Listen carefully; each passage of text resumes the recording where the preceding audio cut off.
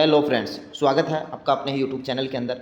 तो हम अष्टांग हृदय के एक अगले लेक्चर की तरफ चलेंगे, जिसके अंदर मैं आपका अगला लेसन नंबर 2, जिसके अंदर दिनचर्या डेली रेजिमेंट इसके बारे में कंप्लीट दिया गया है। तो सबसे पहले समझते हैं हम कि आखिर दिनचर्या होती क्या है। देखिए, दिनचर्या दिन जैसे कि आपको पता है कि दिन के अंदर 24 हावर्स होते हैं, वन डे के अंदर 24 हावर्स होते हैं, ठीक है। 24 हावर्स, और इसमें एक दिया गया है चर्या, ठीक है। चर्या का मीन्स होता है रेगुलेशन कि आप जो दिनचर्या 24 हावर्स के अंदर आप क्या कौन कौन सी एक्टिविटीज़ करते हो, वो सारी दिनचर्या के अंदर इंक्लूड की जाती है for a long and healthy life. इसके अंदर आपको ये अच्छे से बताया गया है कि किन किन प्रोसीजर का यूज़ करना चाहिए, कौन कौन सी बातों का यूज़ करना चाहिए। वो आपको मैं इस पूरे लेक्चर के अंदर बताऊंगा कि दिनचर्या के अंदर क्या क्या दिया गया है। लेकिन अभी आप इतना समझिए कि दिनचर्या का मतलब होता है कि 24 हावर्स के अंदर जो भी एक्टिविटीज़ किए जाते हैं वो सारी दिनचर्या के अंदर इंक्लूड की जाती हैं। अब वो कौन सी एक्टिविटीज़ हैं, चलो बात करते हैं। सबसे पहले लेते हैं, इसके अंदर बताया गया है कि अथातो दिनचर्या अध्यायम व्याख्या श्यामः इति अह स्माहु रात्रि आदेहो महर्षयः। इसका मतलब बताया गया है कि जो शुभ मंगल कामनाओं के अंतरतर हम दिनचर्या नामक अध्याय की व्याख्या करेंगे। इसके अंदर जो अलग अलग महर्षि हैं, आचार्य चरक हैं, उन्होंने अलग अलग पॉइंट ऑफ व्यू से बताया है कि कौन सी एक्टिविटीज़ को करना चाहिए, कौन सी को नहीं करना चाहिए। इसके लिए यदि इस एक्टिविटीज़ को नहीं करेंगे तो क्या बेनिफिट होंगे, ठीक है। तो सबसे पहले चलते हैं, आगे देखिएगा कि ब्रह्म मुहूर्त उत्तिष्ठेत स्वस्थो रक्षार्थम आयुष्य है शरीर चिंता निर्वर्त्य कृत शोच विधि स्थित है। बहुत ही प्यारा सा कोटेशन दिया गया है। इसमें बताया गया है कि ब्रह्म मुहूर्तो उत्तिष्ठेत, ब्रह्म मुहूर्त में उठना चाहिए। क्यों उठना चाहिए? क्योंकि स्वस्थो रक्षणार्थम आयुष्य है। रक्षणार्थम आयु की रक्षा होती है, लॉन्ग आयु होती है। कहने का मतलब ऐसा बताया गया है कि यदि आप ब्रह्म मुहूर्त में उठते हो तो लॉन्ग और हेल्दी लाइफ की अपेक्षा कर सकते हो। मैं आपको बताऊं, इसके अंदर ब्रह्म मुहूर्त का समय होता है 4:24। इसके ये जो समय होता है वो ब्रह्म मुहूर्त का समय माना जाता है, ठीक है। तो इसके अंदर आपको उठना चाहिए। ऐसा नहीं है कि ये एक ही फिक्स है कि 4:24 जो AM का समय है वही ब्रह्म मुहूर्त का समय माना जाता है, ठीक है। इसमें आप, क्योंकि देखिए ये जो ब्रह्म मुहूर्त का समय है ये स्टडी के लिए बहुत ही यूज़फुल है, बहुत ही अच्छा टाइम होता है फॉर स्टडी पर्पस। क्योंकि इसके अंदर हमारे वात पित्त एंड कफ, ये तीनों दोष जो होते हैं वो बैलेंस होते हैं, इक्विलिब्रियम के अंदर होते हैं। तो ये इसमें मोर कॉन्शियसनेस होता है। आगे चलते हैं, देखिए और इसके अंदर एक कोटेशन दिया गया है आगे की तरफ कि शरीर चिंताम निर्वर्त्यम कृत सोच विधि स्थित है। कहने का मतलब इसके अंदर ब्रह्म मुहूर्त में उठने के बाद में एक सही पैटर्न के अंदर सोच विधि जरूरी है, ये बताया गया है, ठीक है। आगे देखिए कि मेथड ऑफ टूथ ब्रश, दंत धावन की विधियाँ कौन कौन सी हैं। बहुत ही इंपॉर्टेंट है, यहाँ से एक MCQ भी बनता है कि दंत धावन में कौन कौन सी जो प्लांट हैं उनके पार्ट्स यूज में लिए जाते हैं। तो अलग अलग प्लांट्स हैं, जैसे कि मैं आपको बताऊँ, इसमें दिया गया है अर्क, एक न्यायग्रोध, एक खदीर, करंज और ककुम्भ आदि। प्रातर भुक्त्वा च मृद्वंग कसाय तिक्त कटु। क्योंकि इसके अंदर बताया गया है कोटेशन के अंदर कि कौन से प्लांट हैं उनको हम दंत धावन के रूप में यूज कर सकते हैं, उनके पार्ट्स को। जैसे कि एक तो अर्क, ठीक है, अर्क, इसके साथ साथ नैग्रोथ होता है फाइकस बेंगालेंसिस, जिसे बरगद कहा जाता है, ठीक है। इसमें आगे आता है फिर एक खदीर।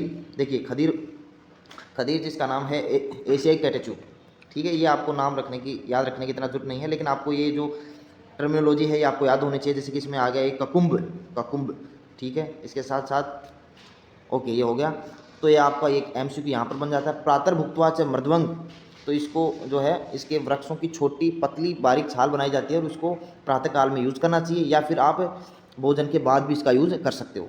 अब ये बताया गया है कि जो आप दंत धावन यूज़ करते हो वो कौन कौन से रसों से परिपूर्ण होनी चाहिए। वो आपके होनी चाहिए तिक्त, एक आपका इसमें कटु और एक कषाय। तिक्त, कटु और कषाय इन रसों से युक्त होनी चाहिए, ठीक है। क्यों इन 3 रसों से ही युक्त होनी चाहिए? क्योंकि ये जो 3 जो रस हैं, कटु, तिक्त और कषाय, ये तीनों वातवर्धक होते हैं। इसका मतलब जो कफ की डोमिनेंसी है उसको कम करेंगे अर्ली इन द मॉर्निंग। तो इस सेंस में बताया गया है कि यहाँ पर इन रसों का यूज़ करना चाहिए, तिक्त, कटु और कषाय। तो मैंने आपको बताया, यहाँ से 2 MCQ बन गए कि जो दंत धावन है वो कौन कौन से औषधीय प्लांट हैं उनकी यूज में ली जाती है, और जो दंत धावन बनती है वो किस रसों से परिपूर्ण होनी चाहिए।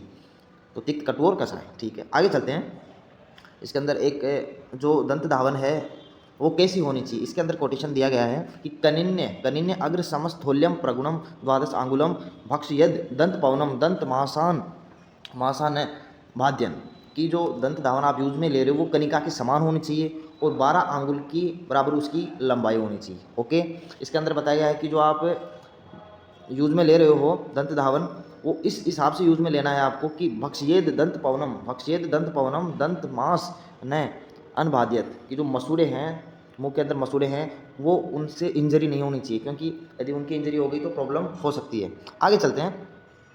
अब देखिए आगे बताया गया है कि कौन कौन से पर्सन्स को जो है वो दंत धावन टूथब्रश का यूज नहीं करना चाहिए। तो कौन कौन से हैं,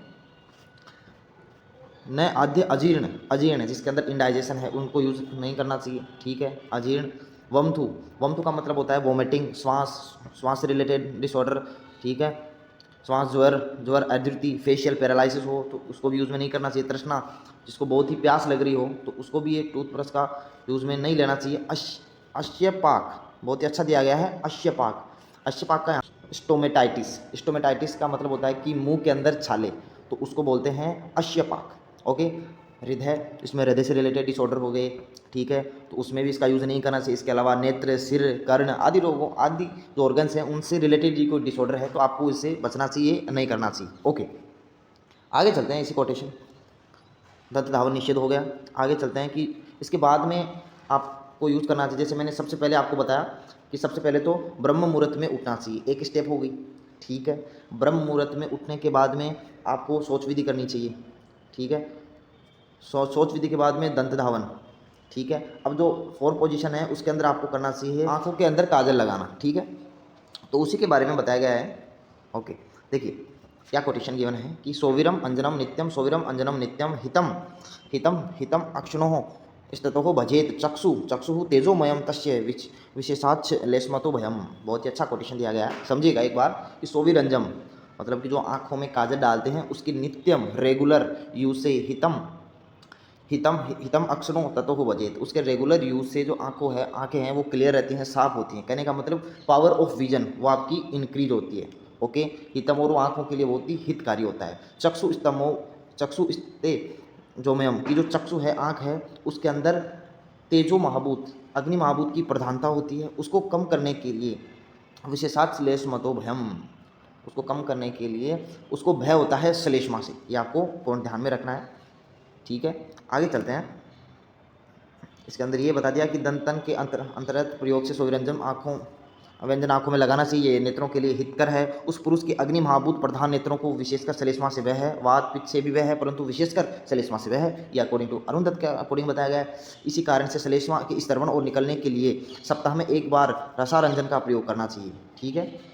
वो मैंने आपको बताया, क्योंकि यदि आप अच्छे से और रेगुलर अंजन का यूज करते हैं तो इससे आँखों के अंदर नमी बनी रहती है, श्लेष्मा का स्तरवन कंटिन्यूस रेगुलर बना रहता है, तो इससे अच्छा विजन देखने को मिलता है। यदि इसका रेगुलर यूज़ नहीं करेंगे तो इसके अंदर आँखों के अंदर श्लेष्मा का रेगुलर सिक्रेशन नहीं होगा, जिसके कारण देखने में विजन आपका क्लियर नहीं हो पाएगा।